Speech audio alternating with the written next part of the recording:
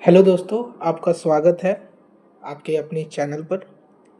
मैं इस चैनल के थ्रू आप लोगों को गवर्नमेंट एग्ज़ाम्स की अपडेट्स और भी जो भी जनरल अपडेट्स जो हमारी डे टू डे लाइफ को अफेक्ट करती हैं दूंगा। साथ ही साथ अगर कुछ एंटरटेनमेंट का भी मैं सोर्स अगर दे सकूँ तो मैं कोशिश करूँगा अपने सोर्सेज के थ्रू। तो प्लीज़ आप बने रहिए। आज हम लोग डिस्कस करेंगे बिहार कर्मचारी चयन आयोग जो उनकी वैकेंसी आई है BSCC CGL 4 के बारे में। हम एडवर्टीज़मेंट को बहुत अच्छे से गो थ्रू करेंगे ताकि मैं आपको हर एक बात बता सकूं जिसके के थ्रू ये एग्ज़ाम में है आपको और हमें दोनों को सफलता मिले और हम सभी आगे बढ़ें। तो चलिए शुरू करते हैं। तो जैसा कि आप मेरी स्क्रीन पर देख पा रहे हैं, मैंने ये बिहार कर्मचारी चयन आयोग की जो PDF है मैंने उसको अपने स्क्रीन पर रखी हुई है।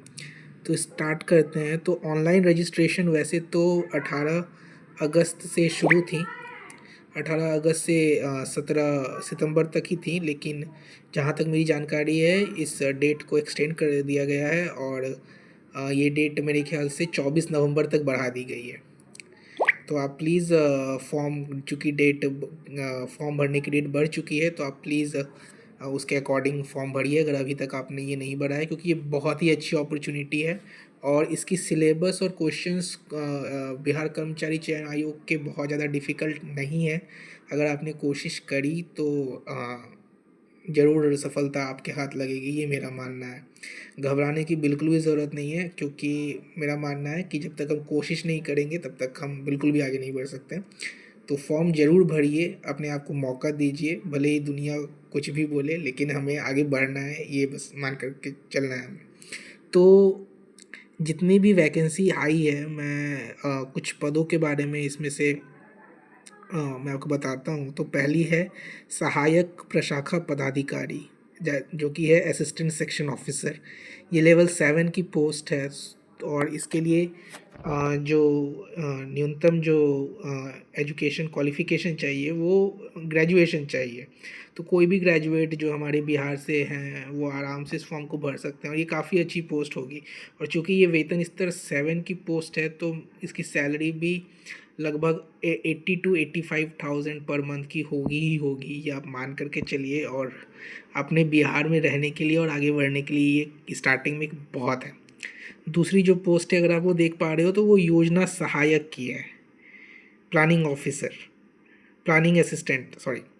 उसके बाद कनीय सांख्यिकी सहायक, फिर डेटा एंट्री ऑपरेटर जो कि वेतन स्तर 6 यानी लेवल 6 की है। तो इसकी भी बहुत ही अच्छी सैलरी होगी और इसमें ग्रेजुएशन के साथ साथ हमारे पास BCA और BSc IT इंफॉर्मेशन टेक्नोलॉजी या फिर कंप्यूटर एप्लीकेशंस का ये कुछ इक्विवेलेंट हमारे अपने को सर्टिफिकेट चाहिए, जिसके थ्रू हम इस एलिजिबिलिटी क्राइटेरिया में हम एंट्री ले पाएँ।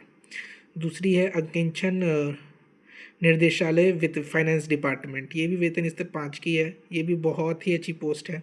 एक बार आप चले गए ना, मेरी मानो आप मतलब लाइफ सेट है भाई। उसके बाद समिति सहकारिता विभाग वेतन स्तर 5, मान्यता प्राप्त विश्वविद्यालय से उत्तीर्ण स्नातक गणित के साथ अथवा वाणिज्य स्नातक। ये भी काफ़ी अच्छी पोस्ट है, ज़रूर भरें इन फॉर्म्स को। आइए हम वैकेंसीज़ को देखते हैं। तो जैसा मैं बता रहा था, assistant section officer 572, general posts हैं 102, अनुजाति वो 17, 101, 154, जो कि आप देख पा रहे हैं।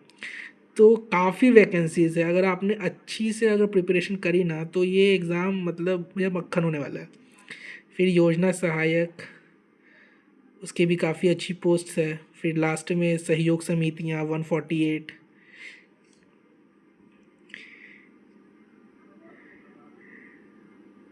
साथ ही साथ इसमें राज्य के मूल निवासी बेंचमार्क दिव्यांगजन मात्र को ही 36 आरक्षण अनुमान्य है। तो अगर आप रेसिडेंस प्रॉपर रेसिडेंस बिहार से बिलोंग करते हैं तो फिर तो भैया चांदी है, आरक्षण मिलनी ही मिलनी है। एज लिमिट की बात करें तो 37 ईयर्स है जनरल कैटेगरी और रिजर्व कैटेगरीज के लिए 42 ईयर्स है। तो ये काफ़ी अच्छी पोस्ट है, ज़रूर भरें। उम्र सीमा उस पर काफ़ी कुछ डिटेल्स दिए हुए हैं। परीक्षा की प्रकृति ऑब्जेक्टिव पेपर होने वाला है और ये ओपन बुक एग्ज़ाम होने वाला है जहाँ तक मेरे को पता चला है, जिसमें हम एनसीईआरटी की किताब लेकर के जा सकते हैं पहले चरण के एग्ज़ाम में और उसके अकॉर्डिंग हमें मौका मिलेगा। जैसे कि आप देख पा रहे हैं, बिहार कर्मचारी चयन आयोग परीक्षा संचालन नियमावली 2010 की खंडिका 12 के आलोक में प्रारंभिक परीक्षा पुस्तक सहित ली जाएगी। अभ्यर्थी अपने साथ 3 पुस्तक अर्थात प्रत्येक खंड के लिए एक ही पुस्तक ले जा सकते हैं। सामान्य अध्ययन खंड, गणित खंड तथा सामान्य विज्ञान खंड एनसीईआरटी या फिर बिहार बोर्ड या आईसीएसई बोर्ड की टेक्स्ट बुक ही मान्य होंगे। और क्वेश्चंस जो हैं वो 2 घंटा 15 मिनट हमें मिलने वाला है। 4 अंक दिए जाएंगे और गलत उत्तर के लिए 1 अंक हमारी काटी जाएगी। और जो सेक्शंस होंगे वो होंगे जनरल स्टडीज़ होंगी, जनरल साइंस, मैथमेटिक्स और कॉम्प्रिहेंशन, लॉजिक और रीजनिंग मेंटल एबिलिटी होंगी। तो ये हम इजीली कर सकते हैं। अभी भी काफ़ी टाइम है, अभी तो फॉर्म ही भरा जा रहा है। मेरा मानना है कि एग्ज़ाम को भी होने में कुछ टाइम लगेगा। तो अगर आपने अपनी तैयारी शुरू नहीं भी करी है ना, तो अगर आप अभी से भी अगर शुरू करोगे, यूट्यूब के वीडियोस देखोगे, चीज़ों को फॉलो करोगे, तो 110% अपने को सक्सेस मिलनी तय है। तो हौसला बढ़ाए रखिए साथियों, डरने और घबराने की बिल्कुल भी ज़रूरत नहीं है। उसके बाद प्रारंभिक परीक्षा का सिलेबस निम्न प्रकार से है। सामान्य अध्ययन, समसामयिक विषय, भारत और उसके पड़ोसी देश, सामान्य विज्ञान एवं गणित, मानसिक क्षमता जांच। और मेंस एग्ज़ाम के लिए सिर्फ 2 पत्र होने वाले हैं, हिंदी और उसका तो मेंस पे जो कि क्वालिफाइंग होगा नेचर में, और फिर मुख्य पत्र में होगा सामान्य अध्ययन, विज्ञान और मानसिक क्षमता। बेसिक मैथमेटिक्स, बेसिक साइंस और बेसिक रीजनिंग एबिलिटी अगर अपने को आती है तो हम लोग ये एग्ज़ाम में फोड़ने वाले हैं, ये बात तो तय है। परीक्षा शुल्क सामान्य वर्ग 540 रुपये, 135 रुपये अनुसूचित जाति जनजाति,